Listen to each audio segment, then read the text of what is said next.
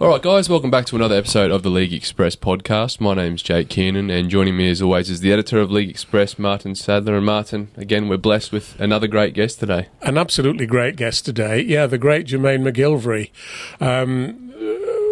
Ended his career just a couple of months ago with Wakefield, winning the Championship Grand Final, but of course spent many years with Huddersfield Giants. Played, I think it was 17 times altogether, if I'm right, for England, Jermaine, and Great Britain. You've had an incredible career, one of the great wingers in Super League history, and I'm sad to say it's all come to an end now. You're retired. Life obviously must be a bit different for you now, but welcome to the podcast, and we'd like to, discuss your career, discuss your life, and just discuss, what your views are on current day rugby league. Yeah, thank you for having me. It's a real pleasure. Yeah, Jermaine, just off the bat, mate, you said you're recovering from a bit of a surgery you had on your tricep. Is that the only sort of thing that you've had to have clean up since you've retired? Yeah, I first did it against Sadler away, of all places. I damaged it, ruptured my tricep, and I spent 3 months out, and I feel it like it was the first game or the second game back. I think it might have been against Bradford Bulls. I ruptured it again, had another scan, and they've told me I either get it done now and retire or wait till the end of the season. So that's probably why you see me with the big strapping around my arm. But yeah, I've just had it done 5 weeks ago, and it's feeling better already. So, does it feeling back to normal? No, not yet. It's a 3-month injury, so I'm nearly around a quarter of the way through. But compared to last time when I had it done, when I was trying to get back to actually play, when I don't need to get back to play now. It feels a lot better. I'm more relaxed about it. So great. It should get there eventually. Yeah. Well, we always like to, when we've got a guest on the show, we always like to just sort of look at your life and look at how you originally got into rugby league and what your background was. And you've got a really interesting history, of course, because I think it was your grandparents, wasn't it, who came to this country from Grenada, the Caribbean island. And I think you were saying just before we started, they originally arrived in Southampton. But very fortunately, your granddad moved up to Huddersfield to work in the mills, and that ultimately would lead to you playing rugby league, which you wouldn't have done in Southampton, of course. Yeah, I think when he came to Southampton, I think that's where they arrived. Yeah. I think he was based there for a bit. Then I think the original plan was to actually come up north to work in the mills. That's why the English sent for him in the Caribbean islands. Do you know what year that was that your grandparent came, or roughly? No, I'm not sure. Right. My grandma and granddad could it tell would be me more. It would be back in the 1960s, I imagine. Yeah, it would have been, because my mum was born in 69 and she's a second child, so it would have been before 69. So, yeah. And coming from Grenada, do you go back to Grenada much, or have you been there and spent some time? I've actually been there. Like I was saying before, I spent the 6 weeks holiday there when I was around 10 years old. I thought it was going to be like a nice long holiday. It was just me and my grandma who went. Yeah. My great granddad was alive then. He's actually a famous artist. My great granddad, Kearnan Caliste. So yeah, he's got his pictures sell for tens of thousands. Yeah. So, did you inherit any of that artistic ability? No. My mum did, my kids did, but unfortunately I can't even write properly, never mind draw. But yeah, I was on his farm. I was kind of allegedly throwing rocks at the chickens when they were roosting on the tree. So he's got mad at my grandma. They put me in school for a little bit. So it didn't turn out to be the holiday I wanted it to be. No. I was in school in the 6 weeks holiday. Then I came back, and I was back in school when I came back. But it was enjoyable just to see a bit of my heritage. Yeah, it's a nice island, Grenada. I've never been there. So it's Grenada's the main island, and then most of the people, the Caribbean people who say they're from Grenada, especially in Huddersfield, are from an island called Carriacou. Right. So we've got to Grenada, flew in a five-seater plane to Carriacou, which took about half an hour. But it's beautiful. I was meant to go back end of this season after my just before my surgery, but there was a big storm which ruined a couple of the islands. Oh yeah. So Grenada, the main island, wasn't too bad, but Carriacou absolutely got destroyed. So they're building it up So this was last year. So they nearly finished building it back up. So I'm hoping to go in 2025 to go back and hopefully bring my kids with me as well. Oh, nice to buy a property there, wouldn't it? And spend a bit of time there. Yeah, my granddad's got a nice piece of land there as well. I want to observe that just to see what we could do with that as well. Great stuff. Yeah. But just your grandparents moved to Huddersfield. Your mum was born in 1969. You were born, I think, in 1988. Yeah. So, as a little kid, were you always a sporting lad? Did you play sport right from the very early stage? No, not really. I kind of hated sport. I always knew that I supported Liverpool because my uncles, I used to watch them all the time. Used to have the Liverpool kits on, John Barnes. So I loved Liverpool, but didn't like football, didn't like it, anything. I'd be out with the kids, I'd be whatever they were playing, hide and seek, I'd be a part of it. But I didn't really get into sport until when I was about maybe 9 years old. And that was the first sport I actually organised. Sport was actually Rugby League. Oh, really? For was that at school or was it for one of the local junior clubs? Yeah, for Deaton Juniors, and it was a weird way I got involved in it. I think it was a 6 weeks holiday again when I was about 8 or 9. It's one of the two, and I was up early for some reason. I don't know why. It was hot. I know it was hot. I was just messing around like cigarette butts that was on the floor. So I used to peel the paper on them and like throw them and like peel like bushes and stuff. And my friend and his dad were driving past me, and they said, "What are you doing?" I said, "Oh, I'm just waiting for everyone to wake up so they could come and play out." He said, "Come rugby training with us." I went, "Can I?" Yeah. I said, "What's rugby?" What's rugby? First. I said, "Oh, you'll enjoy it." I said, "Go and ask your mum if you're allowed to come." So I asked my mum if I could go with. It was called Trevor Hunt. He was a coach, and he said, "Yeah." She said, "Yeah, sorry, you could go." So I've gone in and. Because I was raw to it. He just told me, literally, you run and you tackle as hard as you can, just get the legs. And I was just raw, just tackling everyone. Yeah. And he was like, use me as an example, said, this is how you tackle. And so I didn't know what I was doing, but I absolutely enjoyed it and I loved it. Just the physical nature of it, yeah. Exactly.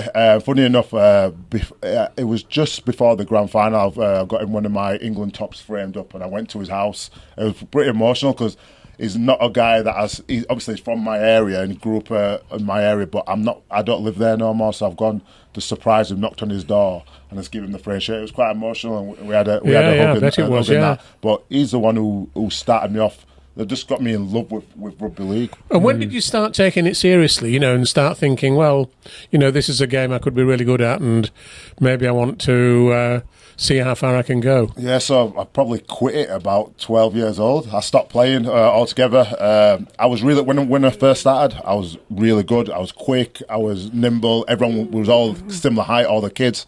It got to, I played service area, played for the Huddersfield. That's when I first met like Sam Burgess and players like that. He played in my service area. Did he really? Yeah, he was a year younger, but he was that good. He played up with us, and his dad used to coach. Was he big in those days as well? No, he wasn't big. He was probably around my height. He wasn't a big lad. He had a big head, but he wasn't a big lad. But I quit around the first year of high school. Everyone started to get big, deep voices, and I was still that little kid. Yeah. So I've just got disheartened with the game because I wasn't as effective as I was before. I wasn't as fast as everyone else. I wasn't as strong. So I went to football with my new friends from high school, and I got good at that. Yeah. So how come you then eventually went back to rugby league? Well, I got to 16. I played a bit of semi-pro when I was 16, but it wasn't enough money. Semi-pro soccer? Football, football up at Wakefield and Emley at the time. Yeah.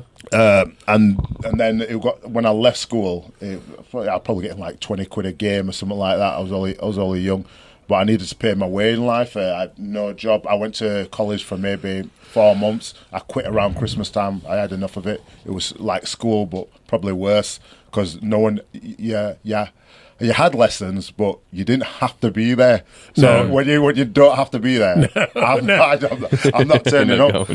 So I was falling behind. So I thought, I can't be bothered. I'm just going to work. And the work, because the training was on an evening, and my job was just distracting the football and vice versa. So the job would pay me more money. So I just carried on with my job. I worked on a building site It was in Sawby Bridge, so I used to catch 3 buses, one into town from Bradley. Right. Bradley to town into Halifax bus station, and Halifax bus station into Sawby Bridge. And I used to have to open up the site, do all the little odd jobs. I was on a bricklaying apprenticeship, but I didn't do nothing to do with bricklaying. Right. I was on about £6,000 a year. I'd work from start around 7:30, 8, and I'd finish around the same time.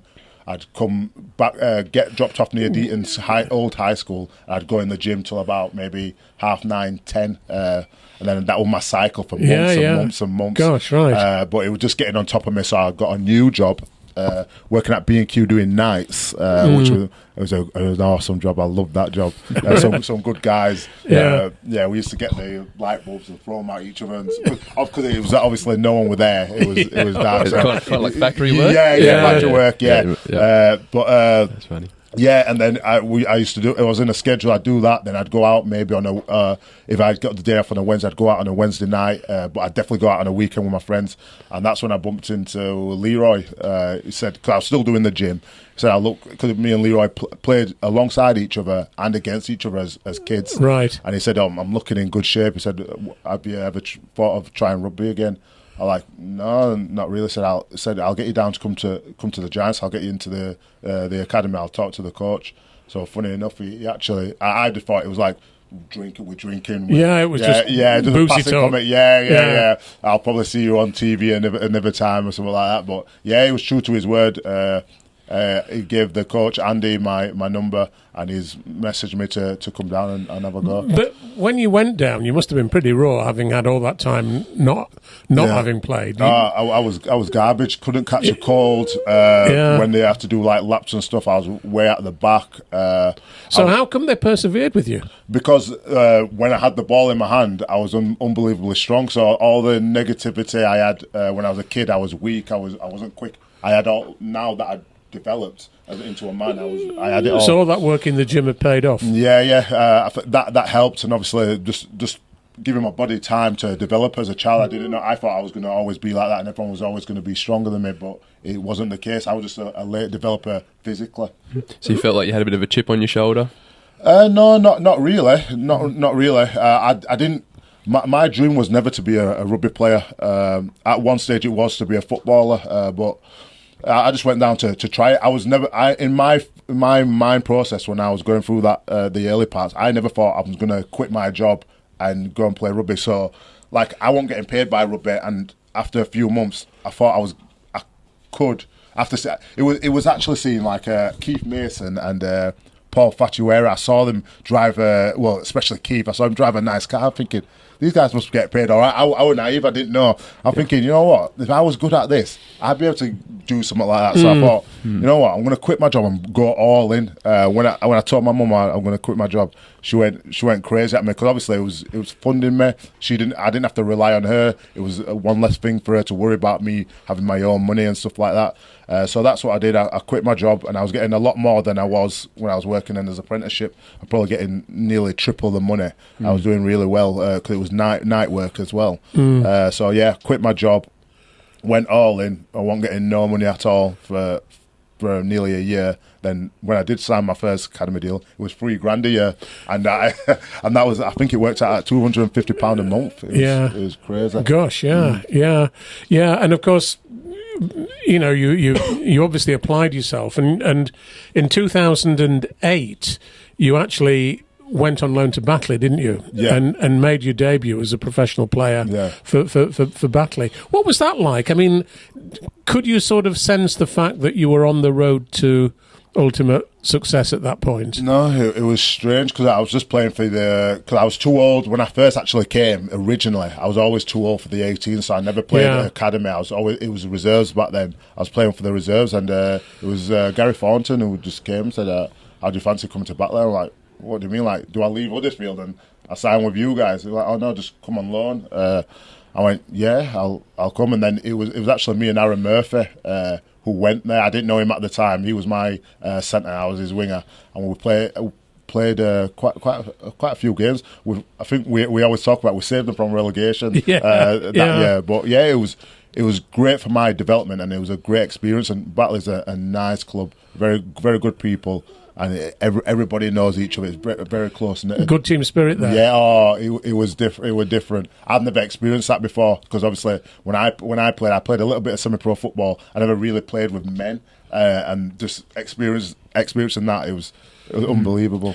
And I think in 2009 you scored 21 tries and made the team of the year for the championship. Yeah, I got nominated for the Young Player of the Year as well. I think that's when I thought, you know what, I could do it. And in that season as well, Giants got to the Challenge Cup final, I believe, in 2009. Yes, they did, yeah. Yeah, so I was really, that's when I was feeling that I could actually do something. And it was actually a game, the game before the Challenge Cup final, all the young lads played against St Helens. So Nathan Brown has called like some people back from loan, everyone under 23. So everybody in the first team could get a rest, but he's not called me back. So everybody played.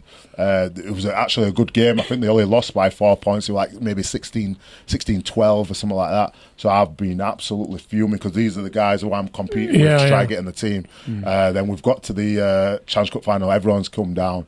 And I'll never forget that the day. So after the game, obviously we've lost to Warrington, I believe. Yeah. And then all those young lads who had a hotel room, been drinking and stuff. And then like one of the players says, "Put your hand up if you played Super League." And everyone put their hand up except for me, and they're like, "Oh, Jerry, how come you haven't played?" I said, "Those boys, we're going to make it. We're going to play for England. We're going to do this. We're going to do that." Where we're like basically saying, "You're not good. We're better than you." I wanted to kill him. Then Lamb Patrick just grabbed me by the around the neck, kind of shoulder, and said, "Listen," I said, "don't worry about that." I said, "You'll play when it matters." Great. He said, "You'll be better than all of them." Yeah. But I've still been. I've listened to him, of course, and it settled me down. But I've still been fuming. Probably, I think it was like a week later when everything had settled down, and I grabbed Nathan Brown after training, because I knew. I think it was Salford and Cass who were interested in me. I just said to Nathan Brown, "I want to leave at the end of the season. I don't believe that you're going to play me. You're just using me as a squad player. I don't want to be that. I want the opportunity to show you what I could do." Yeah. And he said, "Listen," he said, I've got big plans for you." He said, "You're going to be a good winger. You're going to be one of my main players." He said, "Just be patient." I didn't believe him at the time, but to be fair, without Nathan Brown, not irrespective of that time, just developing me as my positioning, my knowledge of the game, how to techniques to catch and stuff like that. He's the number one. If he didn't come at that time, I wouldn't have made it. The thing is, of course, and the other point, it must always be frustrating for a young player wanting to make his debut, and week after week waiting. But the point is, when you do make your debut, you need to be ready for it. That's the point, don't you? You need to be confident that you're not going to let yourself down and make a mistake and so on. And funnily enough, your debut for Huddersfield came on June the 6th, 2010, in an incredible game at Bradford. Huddersfield 52, Bradford 6. You scored 2 tries on your debut, which was an incredible thing.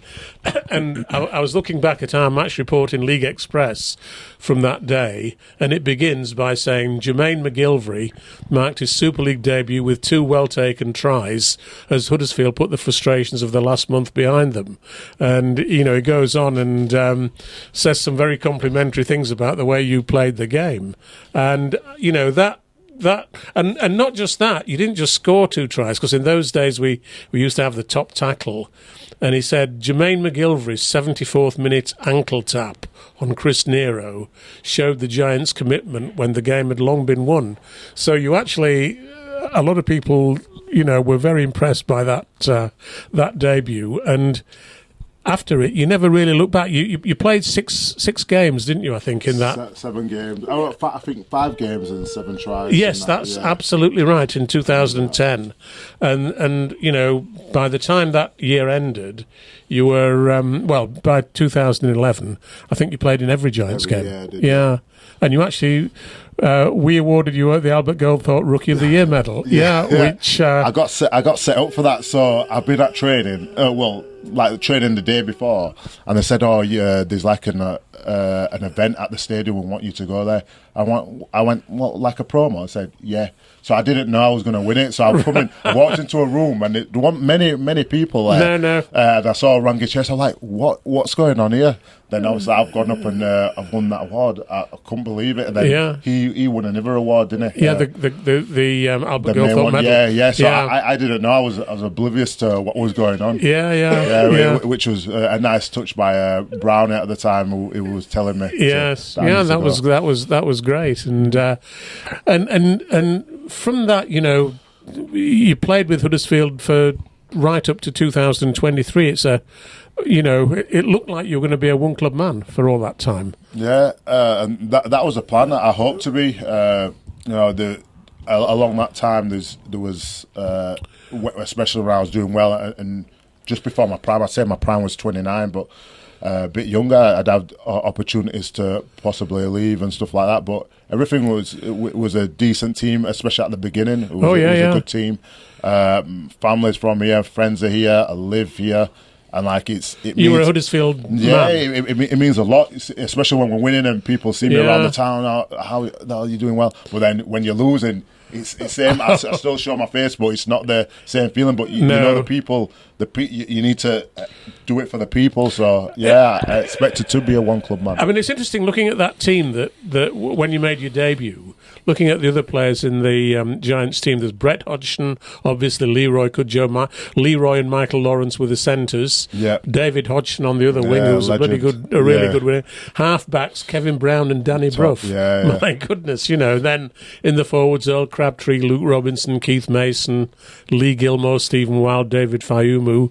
That was a heck of a side, actually, to break into. A mixture of old and young players on the top, real good team. Yeah. Were there any particular players who inspired you? Any players you particularly looked up to, or players you tried to model yourself on? Obviously, I looked up to Leroy a lot, even though me and Leroy are the same age. We played alongside each other for years and known each other since we were kids. I looked up to him because he's such.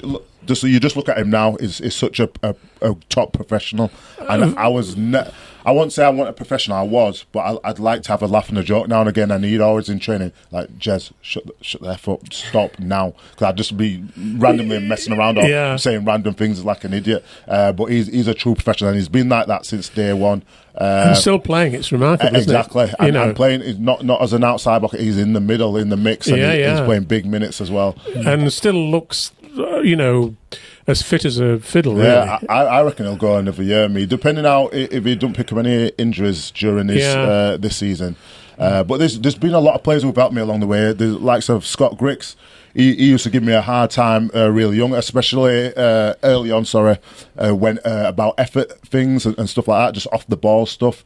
Dave Hodge used to help me with reading the game. Yeah. I basically took his spot, and he'd still be in training saying, look, when the halfbacks the play before the halfback's going to kick, he's going to look to where he's kicking. Just little cues like that. He used to help me. There's been a lot of people. Bruffy, every day after training, he'd hit about 20 spirals. I dropped 19 of them. He'd be laughing at me, but it just hardened me and shaped me, because I know he was doing this on Leeds Road playing fields where it's all in the open and it's windy. If someone does that to me in a stadium where it's not, I'm going to catch all of these, even though I was dropping a lot of them. Yeah. But there's been different. Like I spoke about Lan as well, who was on that list. Spoke about Lan in that room at that time. He probably saved me from fighting somebody. And great words. Me and him still talk about it to this day. And he's long retired, and I've retired, and we used to always, every now and again, when we see each other or speak to each other, talk about that time. But there's not just been one person, but there's been a lot of people and coaches as well. Coaches are a massive thing.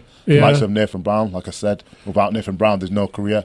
I worked with the best of all time, Wayne Bennett. He's absolutely a legend of a coach. For Great Britain, for England, Great Britain. Yeah. He's a legend of coach. How did you relate to him? Because I mean, he's sort of legendary, I suppose. A man of not many words, really. No, you see that side to him. He's got his snapback on, back of the bus, listen to hip hop. He's with the boys. Every morning he wants to hear stories. He had a compulsory rule: if you didn't play, you had to go out the night before. Then obviously, then we'd play. Then on the Monday, we'd want to hear any stories from the night out. Right. How much do you drink? So what he's good at is putting all the pressure on him, and everyone's talking about him. So whether we're doing good or bad, no one talks about us. So we could have lost to Australia, for instance, and it was the worst performance you've ever seen. But in the interview, he'll be being a knob basically, and then you don't talk about our performance, you talk about him, then he'll blast us behind closed doors, which I think is great man management. See, like, you don't have to teach players the game. Well, obviously young players you do, but when you're in that sort of stuff, when you're in England, great, but you don't have to teach them the game. You just have to know that you've got the back. Like my first interaction with him, I think he called me Jamie or something. Everyone was pissing themselves, laughing. I had a poor season, not a poor season at Huddersfield, but I think it was in the relegation, the top 6. So everyone was laughing. Then we've got down to the field now, and he said, "Jermaine, come over here." I said, "So you doing on?" He said, "Yeah." He said, "I'll just messing with you." He said, "It's not been a great season at Huddersfield this year," but he said that all the staff, like Kevin Sinfield, Jamie Peacock, they vouch for you. He said, I don't give a shit how many balls you drop in this tournament." He said, "You just run like I've seen you run on the clips." I said, "I'll be happy with you." He said, "I'll take all the flack if you drop or make any mistakes," and that just gave me so much confidence. And I think it was Four Nations in 2016. And I think I had a great Four Nations, even though we didn't win it or get to the final. I thought personally I had a great Four Nations. You scored a try in every game. Because basically the pressure was off me. Scored against Australia, New Zealand. But I think it was Scotland. Scotland was in there. But it just took the pressure off me, so I wasn't bothered. So like Thomas Lulai would hit a spiral up against New Zealand, was playing at John Smith. I didn't care if I dropped it on. Funny enough, it came up. I was like, I'm not even bothered if I drop it or not. The coach has got my back. In the back of my mind, that's what I'm thinking. But as well, I didn't want to let him down. So you felt relaxed, is what you're saying? Exactly. Well, because you're speaking here to Jay, who's a great Brisbane Broncos fan. A great Wayne Bennett fan, of course. So that's fascinating. I love him as a legend. What was the vibe like, I guess, in the room when you come together as a squad for England? You haven't met Wayne yet. He's about to walk through the door. What's the vibe like amongst the team? It's weird because we all know about him, but no one's worked with him at the first time. So he's got an aura about him. He's like is it Clint Eastwood? That's who when I first seen him walking through the room, that's who I thought like he reminded me of. But he's the way he talks and the things he talks about is real inspirational. He's got a big thing about the military. Like, they put their lives on the line. He's like, we don't. He said, we have to go out there and work hard for 80 minutes. He said, no one's going to die. So you just go out there and just work hard, basically. And he used to take us, like, the hardest pre-season I've ever done was with the Australian SAS in Perth. Right. He took us there before the World Cup. I still have mentally recovered.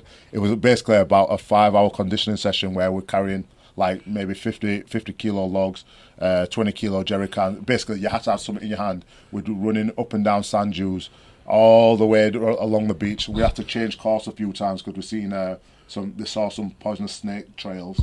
So we got right to where we needed to be. Then we're like, yes, we've done that. It took us about 2.5 hours. Like, we're done. He said, "Oh no, now we have to bring everything back." All the way back. But it's just a mental thing. It's like no one's gonna die doing this. It might be the toughest thing you've ever done, but no one's gonna die. And I think that's what brought us close together as well. And I thought, obviously, we got to the final in the World Cup. And I thought that's what got us there, and we just didn't have enough to get through. You nearly did, though, didn't you? But but I'm glad you avoided those poisonous snakes. Anyway, mate. Live to tell the tale. Yeah. I mean, that World Cup final, it was so near yet so far, wasn't it? You know, it was 6-0. It could have been glory, and it just wasn't quite. No, I've never watched it. I've seen clips of it, but I've never watched the game back. But I've seen that at the end of the game, you could just see everyone, even Australia, everyone just lays down. Everyone's absolutely knackered. I was getting cramp in my toes and everything at one stage. Yeah. I was stamping on the floor because my feet was all just locking together. Yeah. It was one of the toughest games I've ever been involved in. It was horrible in that sense, but yeah, so close, 6-0. It was a top game, to be fair. Was that at Melbourne, that game? No, Brisbane. Brisbane. Yeah, Okay. Brisbane. I think I watched the highlights a few months ago, and there was a few try-scoring opportunities. But just a couple of inches off here or there. Everyone just working hard and covering and everything. It was probably, for the neutral, probably a top game to watch, but it was so tough. And what about some of the players you would have played against on those tours? I imagine like the likes of Cam Smith or even like Billy Slater, Greg Inglis. Yeah, Billy Slater, Inglis, Thurston, some top players. I remember, what was it, Cooper Cronk, I got his top at the first game in the World Cup. I think Sam told me off for kind of fanboying at... I don't get to play against these players week in, week out. So I'm not fanboying. I said I'll run over him next time when we play him. But yeah, it's looking back now. I've got I swapped with Roger Tuivasa-Sheck in my debut and played against him. That was back in 2015. At Wigan. I played against some real legends of the game. Like the kids now, my kids will love watching NRL. They don't watch much Super League. They'll love watching the NRL, so that they know all who the top players are, and the past players and stuff like that. So for me to have played against some of them and share the field with them, and my kids knowing that is obviously a bit inspirational to them. Did your kids come and watch you a lot when you were playing? Yeah, all the time. If I was in England, they'd come and watch any England game. Even my early days at the Giants, I'd watch all the time. But as soon as I started getting more involved in the academy system, that went. So like last season at Wakefield, they rarely could make it. Yeah. I'd rather them. Basically in the last, I'd probably say a year or two, I'd probably look forward to watching them more than they'd look forward to watching me, which is understandable. Well, you always feel proud of your kids, don't you? Yeah, 100%. And anytime because my missus say, "Oh, shall we cancel the game and they come watch?" I said, "No. Let them go." I said, "I'm all right. I'm all right on my own. Let them go play football." Well, you've got 3 sons, and they're all very good footballers, aren't they? They're doing well. The oldest on Manchester City's books, and the 2 youngest on Manchester United's books. Yeah, that's correct. Gosh, that's incredible, Jermaine. You know, you're the talent that they must have. Yeah, no, they're done well. So far. Do you think they'll go all the way? And I'm hoping so. But like I said before, even if they don't, they experience what the academies have given them, like bringing them on tours, giving them free boots. They're going to games, being ball boy at games. The experience that they've given them, this life experience. I'm more than happy with that. But like I said to all of them, I said you might not make it, but if one of you makes it, you've all made it. Your brothers, you stick together. Absolutely. You've all made it. So, and if you don't, you've got to travel more. Like I said, I didn't go on a proper holiday until I was a man. I got brought back to Grenada, but that one a holiday working on the farm and going to school. So I said, you've been to my eldest been to 16 plus countries, and he's 14 years old. So that isn't an absolute great experience. Yeah, it certainly is. They can't complain. Do they have time to devote to school studies as well? Or? Yeah, so the school work around them, to be fair, a lot of the time, especially my younger one, because he trains 3 times a week as well. But they, say homework's on the Monday, they know he trains on a Monday, they let him bring it in on maybe a Wednesday and stuff like that. So they know they're doing well. It's good for the school that the kids are doing well, and they're doing well in school, which is the main thing. Because if you're not doing well at school, all that football stuff goes, because the clubs don't let you play, and I certainly wouldn't let you play either. If they don't make it at football, do you think any of them would come back to playing rugby league? Because they're all rugby league fans, aren't they? Your possibly, kids? And they're good at rugby league. But I've had this conversation with a few lads who've got kids and stuff like that. Would you ever let them play?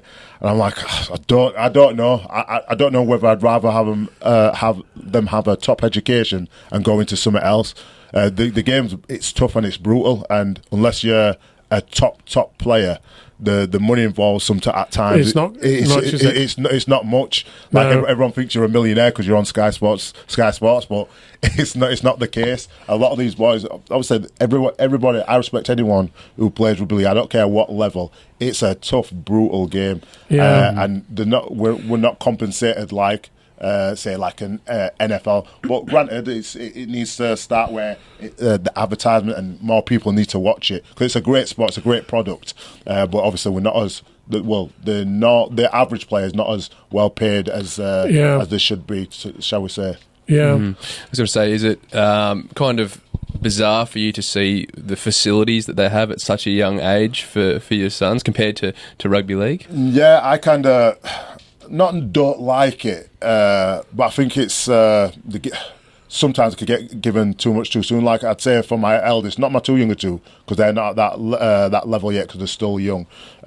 So when he just rocks up to training, his training kit's laid out for him. When he's finished, he just dumps it, not literally dumps it on the floor, but they put it there and the kit man washes it. My thing was, let him take it home, let him wash it. Say, oh no, that's what we do at this age. They've got all the boots there waiting for him. Like, you treat them like professionals before it's time. But that's how they do it. That's the level they're at. Where rugby league is from how I've come through. It's nothing like that. The kitman wouldn't do that. The kitman would probably not give you a new top if you lost it. It's your own fault. Go buy another one from the kit shop. These kids are losing all the coats and boots. Just get sent them all the time. So I wish it was more independent, made them more independent. But I get it. The money involved and the stature of the clubs and the academies, the grass you could eat your dinner off, the training fields and stuff like that. Where we're training at.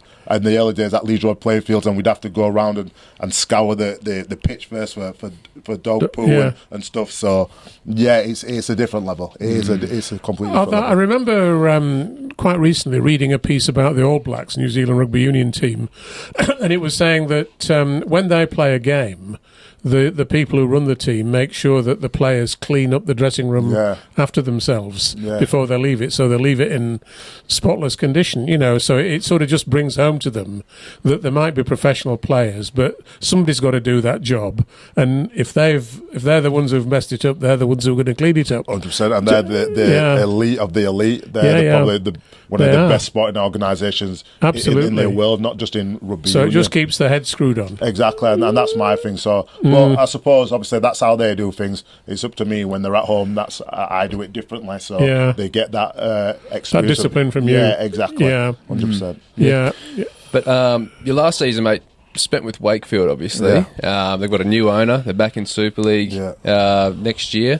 What's the vibe like around the club at the moment at Wakefield? And I guess, they've almost done like a complete 180 compared to where they were when they were relegated. Yeah, so I didn't see him. Obviously, I knew of them and what they're kind of like before Matt came in, but Matt has done an excellent job. Like, you've got their own chef, games room, newsstand, changing rooms, recovery room. So I've been back. I'm doing my rehab there every now and again. The gym's changed, so he's not just spoke a good game. He's put his money where his mouth is, and you could just see from what happened last season. I know it's the championship, but you still have to. These teams, it's like their cup final, so you still have to turn up and win games. But I'm so glad I got the opportunity to go to Wakefield. Just not just the club, but just the boys. The boys are outstanding. I miss them. I don't miss playing because I'm nice with my body, feeling fresh. You weren't tempted to play another year? No. I'd say no. I look now and see the boys doing hill sprints and run up hills and finishing at 4 or 5 o'clock. I'm like, nah, that's not for me. But I loved Wakey as a club. I wish I got the opportunity. Not just at Wakey. I wish I did something earlier, knowing. But it's all hindsight, knowing what happened at my end of my time at Huddersfield. Well, you weren't very happy with that. I mean, Can you talk about that for a second? Yeah, of course I can. Just basically, it was just obviously they probably knew there was wanted rid of me at some point, maybe around May, June, July, or even August. They knew they didn't want rid of me, but no one would communicate with me. So I'd grab the coach. Oh, so what's happening here? Am I re-signing or not? Or you could be. Or you might not be. I just had that conversation all the time. Then it got to the presentation day. Presentation evening day, and the welfare manager asked me, said, "Oh, so tonight we're going to put it out that you're retiring." So I'm like, "What do you mean retiring?" He said, "No one told you that you're leaving. They said you're retiring." I went, "No." So I've rang the coach And he said, "Oh no," he said, I'm still undecided. Let me ring the CEO. Let me ring him to see what's happening." So he's rang him, and he's rang me back. He said, "Oh yeah, we're going to go down a different." So this is like 2 weeks before the end of the season. I was saying, "So am I allowed to swear? Yeah, is it PG?" Well, no, don't swear too much. Okay. I'll say, "So why the hell didn't you tell me this in May or June or July or August or any time that I've asked you could have fixed up another club?" Yeah, that's what I'm saying. I said, like, everyone's all spent up now, and I won't play for like a small amount. I'm not gonna get my body battered for a small amount, especially in my latter stages of my career. Obviously, I'm not going to be. You're still a top player. Yeah, I could still do a job. I could still have done a job last season.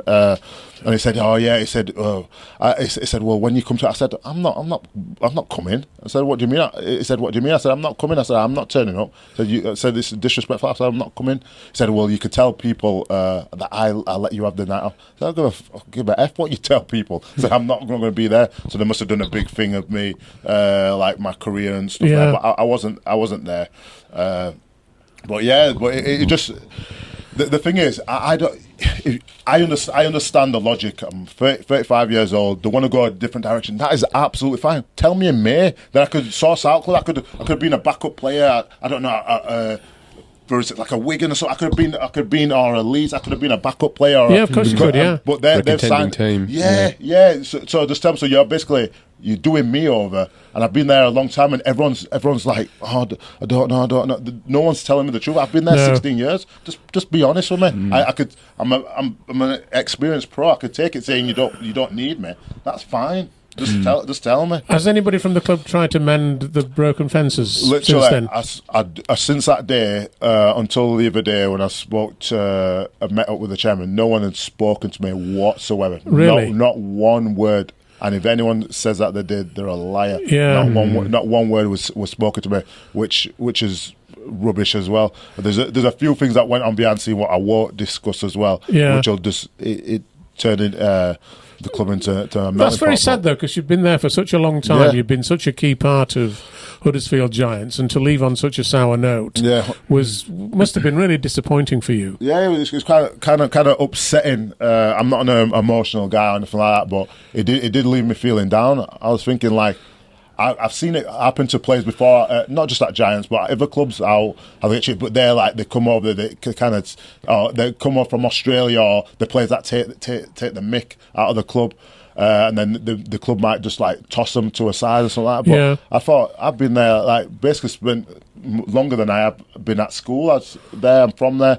I thought I'd be different, but maybe in that sense, thinking it'd be different. I'm a bit naive. Maybe my fault, but it's a bit sad, and it's definitely broken relationships that will never fully be healed on my part anyway. Yes, that's if I were a Huddersfield supporter, I'd be really disappointed to hear that. Yeah. But Wakefield, when did Wakefield move in then? Did Wakefield move in once they learned that yes, that's what I'm saying. So, did you have any doubt about?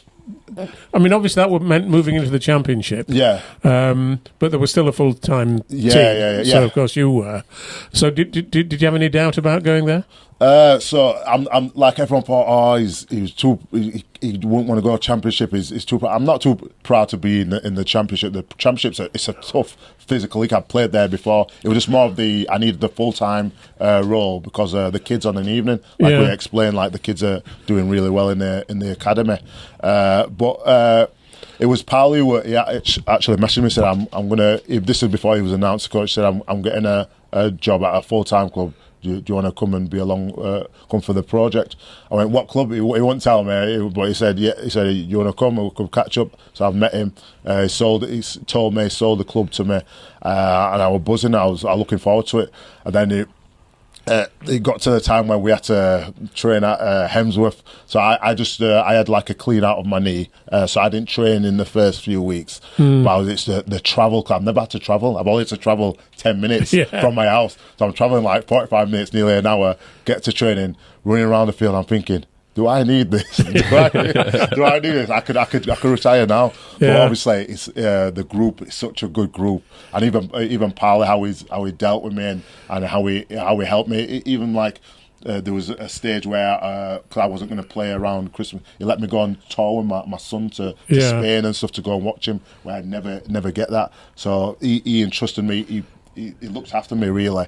But yeah, there was, after a few months of the travel and stuff, there was no doubt it was definitely the club for me. Yeah, and I absolutely loved every minute of it. And that last game against Toulouse, 2 tries. Yeah. And your very final points, a goal kick from the touchline. Yeah. I mean, for God's sake, if you'd been kicking goals all through your career, you'd have probably got a hell of a lot of points. It wouldn't have been too bad, but yeah, I scored the try, and then I was like carrying the ball, give it to Gail. He said, "No, you take it." I went, "What do you mean from over there?" He went, "Yeah." I went, "Oh, no way." So I was putting the ball down. Literally, I could touch the sideline with my hand. I like thinking, let's get it so no one laughs at me. Get it close to the post as possible. Not even high. Just get it to the post, even if it dribbles there.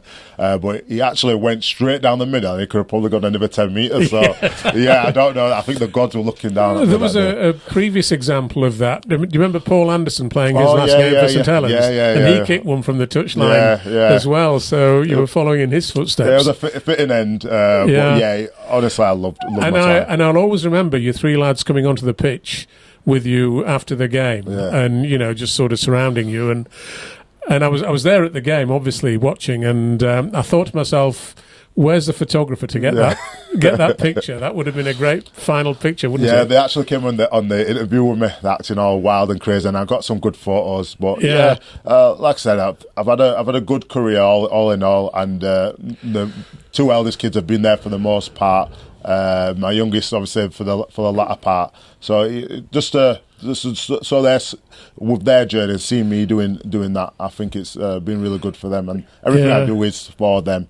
Well, it sounds to me as though your future career is pretty mapped out, because you're going to be your kids' manager and chauffeur, I would think, aren't you? I don't know about manager, probably chauffeur. I don't know if they trust me being the manager. I assume they've got managers, have they already? Oh no, you're not allowed until I think it's the year 11, the year of your 16th birthday. You're not allowed like an agent manager. Okay. But yeah, hopefully if one of them makes it, or they all make it. But like I said, as long as they're putting the work in, I'm more than happy. You've never been interested in going into coaching or anything, in sticking with rugby league in that sort of sense? No, I love playing rugby league. I loved it, but I don't know if I could coach people. And as I see as a coach, especially if it's something to do with first team, you've always got a shelf life. No matter how good you are, you're the best of the best. You're going to have to move on at some point. Most coaching careers end in the sack. Exactly, and that's inevitable with any coaching job in the world. So I'm thinking, I coach my sons anyway. Like, they never played grassroots football. I've coached them at home, so I'll just stick to that. And I remember I was coaching them actually. Like when I coach my sons, especially on the field, I bring them to Deaton, where I trained as a kid, because it's got hills, it's a big field, and like I'm quite brutal with my kids when I'm training. When we're training, we're going to train. Then like people will come over and say, "Oh, can my kid jump in?" I went, just watch for about 5 minutes and see if your son really wants to join in. I'll be there militant. Like, oh no, we're all right. It's good. But we're all right. But I don't think I could coach other people or anything. I'm not saying never. I'll maybe help out, but I don't think I could do it as a job, as a role. Yeah. I'm not sure. What do you think of rugby league these days, Jermaine? Now that you've finished, I mean, the biggest mystery to me is why more people don't watch it. And what we're not good at promoting the game, are we? And you as a player, I mean, I think the game should be much bigger than it is, and players should be earning much more than they do. Yeah. But we don't seem capable of promoting the game to a wider audience. Did you feel that as a player? Yeah. That it was frustrating? Yeah, 100% felt that. It's weird, and it's not just one thing. It's a bit of everything. Obviously, the product on the field needs to be class. You just look at the NRL, how they market the game and everything. Yeah. But I was talking to a guy in football, and he couldn't believe like the average. I said the average wage, probably a bit higher than it actually is. I said the average wage is about 50, 60 grand. He said, "Is that it?" He couldn't believe it. But obviously, I explained the advertisement, the people who watch and stuff. And he said, surely the people running the game, they'll be on more than that. I went, yeah, of course it will be on like hundreds of thousands and stuff like that. He said, well, you name me one organisation where the people running the game are on more than the actual players. Exactly, yeah. And I went, flipping out. I said, I've never thought of that. He said, yeah. He said, that's crazy. I said, I understand it's a developing sport or whatnot. It's not one of the biggest sports. But I said, the people running it shouldn't be taking out more than the actual product on the field. Because he said, without the product on the field, you don't get the game. So how are they benefiting off them?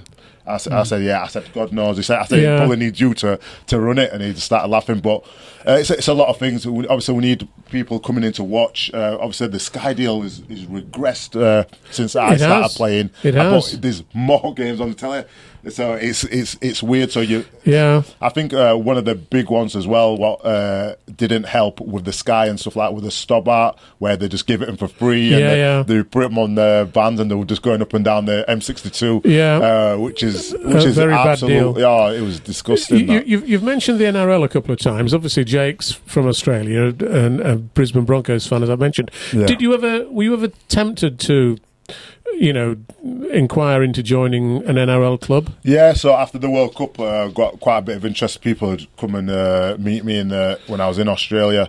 But my thing over there, I was in the prime of my life. I was 29 years old. Isaac had been at City for a year, I think, by then. So my thing was, I was 29, so I'm probably going to last max 2 years, pushing 3 years there. And Isaac's at Manchester City. If he was to come to Australia with me, it'd be the football out there. No disrespect to Australian football, I think, but it's developing. It's kind of like probably behind the not MLS. The same level. It's not the same level. So for the sake of my career, making a little bit more money and being on the biggest stage, obviously I love NRL, the rugby and everything. I hope to go out there and watch a State of Origin game one day as well. So do I, yeah. Well, we'll go together. Yeah, can do. But so for the sake of him, I'm like, no, I'm gonna. I kind of used it in a sense, and then got a bigger deal over here. And then just stayed. But it's more for my son. If he won't play football, I didn't have kids, I'd have gone in a heartbeat. Yeah. But it didn't make sense for his development for the sake of 2 years in Australia. And which club would you have liked to go to if you'd gone to one? I don't know. You've got to say Brisbane Broncos. You know what? Because Wayne were there at the time, and I played in Brisbane, and I've been around Brisbane for a few weeks. It's a beautiful place, so that'd have been good. But there's a few in Sydney, but yeah, Brisbane would have been very nice. Yeah. I think Brisbane's often overlooked because a lot of Brits, they'll move to Sydney or Melbourne, and Brisbane sort of gets forgotten about a little bit. But being an hour away from the Gold Coast, an hour away from the Sunshine Coast, and beautiful beaches, would love to have seen you in a Broncos jersey, mate. A lot of poisonous snakes, though. Yeah. I was going to ask you, when you were training your kids, were you taking some of those SAS techniques? No, that's too brutal. That's it'll be child abuse, that, honestly. I think Callum Watkins still got scars on his shoulders and his back from that session. It was bad. You ask any England player who went to that World Cup, how bad was that, and they'll tell you it's probably the worst, hardest thing they've ever done. They're a joke. Them SAS guys, it's incredible what they go through and what they do. And what do you make of some of the young talent coming through at the moment? Obviously, we've got Herbie Farnworth, who just lit the scene on fire. He was a Golden Boot nominee. What do you make of some of the young England talent coming through? Yeah, quality players coming through. Dom Young, Herbie Farnworth. You got Newman. There's a lot of young players coming through, and some experience like George Williams. It's a top team. I'd say middles. I said out backs and everything. I think it's improved massively. I'd say the middles compared to like Loughlin's, James Graham, Sam Burgess, Jamie Peacock. We're still missing that sort of enforcer type middle. Even though the middles are top, they're unbelievable players. I've played against most of them. They're top players. I'm still looking through it. Obviously Victor Radley is kind of that guy. But I'm still what I want. Hopefully there's more coming through. There's like Ollie Wilson at Huddersfield. Hopefully he could have a big season. He's that type of guy. He's confrontational. But I think that's what set us apart back then. Us backs, we were good. But compared to, like, say, the Australia backs and stuff like that, they probably maybe had a little bit over on us. But our pack was outstanding. Back in the day, it was. So I think we need to come again in that sense. And just, your whole career has been played on the wing, and they always say, it's a lot easier to be a good winger if you're playing outside a good centre. Yeah. I think you played most of your career at Huddersfield outside Leroy, didn't you? Yeah. But what other centres, obviously when playing for England and so on, which other centres did you really enjoy playing outside apart from Leroy? Callum Watkins, he's like a carbon copy of Leroy. They're basically the same player. They're both skillful, really strong, very vocal. He's a top player. But yeah, like I said, Leroy practically helped make my career. And same with England. Me and Callum, we had a top relationship on the field and off the field. He's a great guy.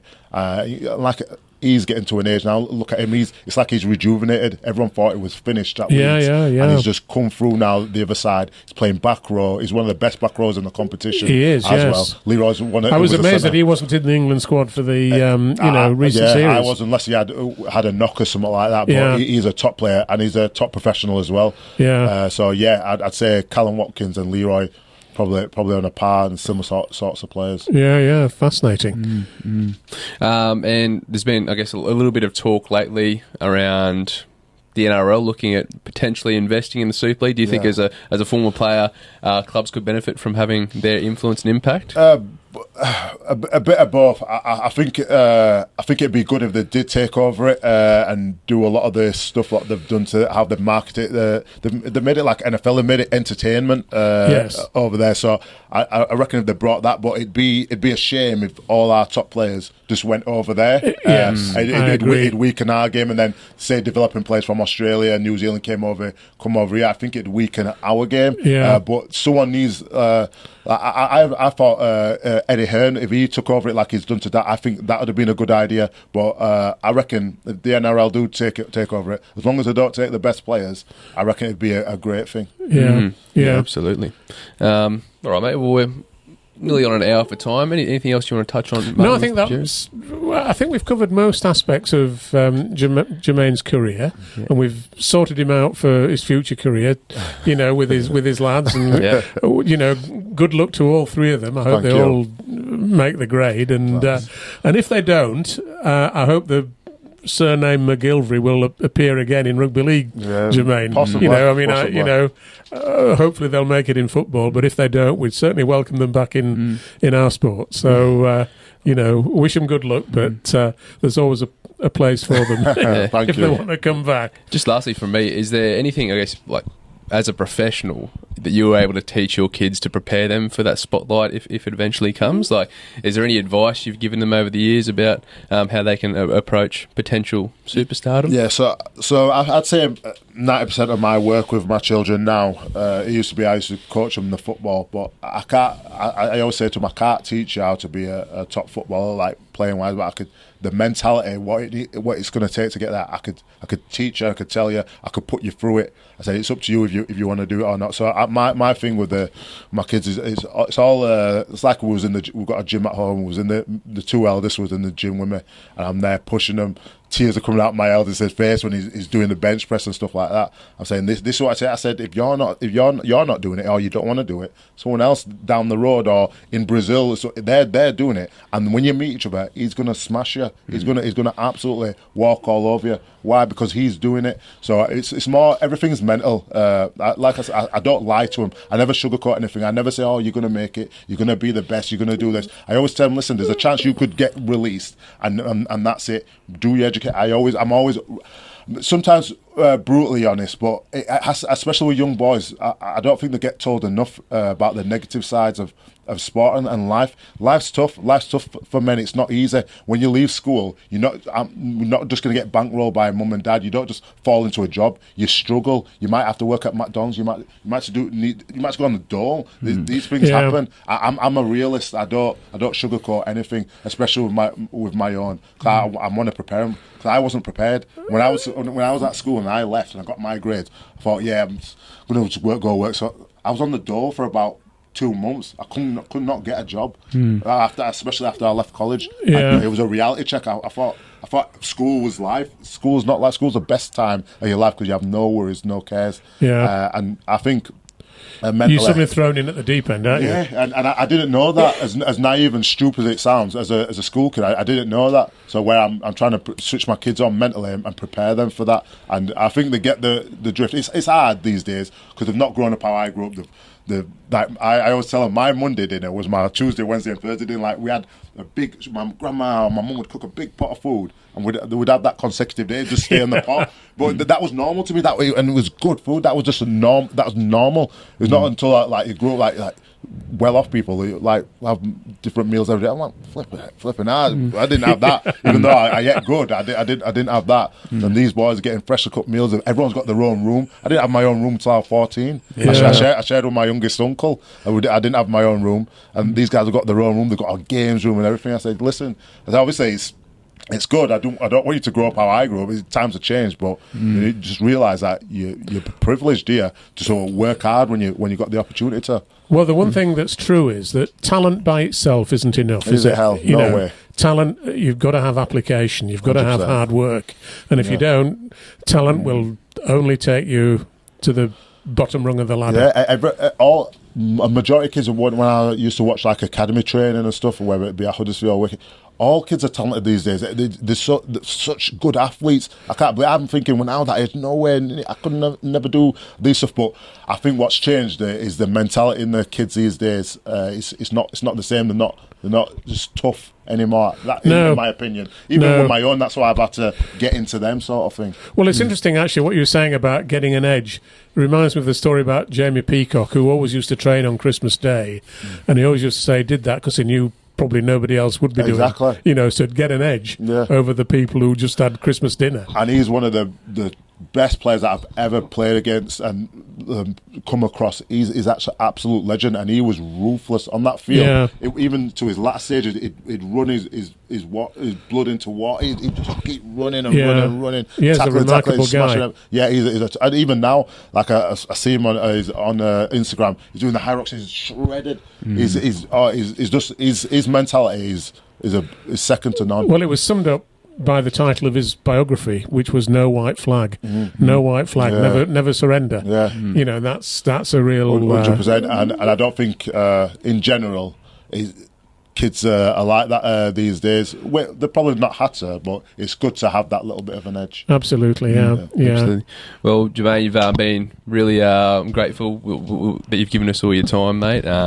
It's been great to sit here and have a chat with you. Thank you. Thanks for that. So thanks for coming on, mate. Thank you very much. All the best in thank you for having me. In retirement, mate, and we're looking forward to seeing your boys out in the pitch one day in the future, sometime soon. Hopefully. Yeah, we'll see. Making his first team debut in what about 4 or 5 years' time, hopefully, Isaac? But possibly. Hopefully it's 14 now, so 5 years, 19, yeah. possibly, You never know. Great stuff. Yeah. Thank awesome. You. All right, we'll wrap it up here. We'll do it again next week, Martyn. Thank you, awesome. Jake. Cheers.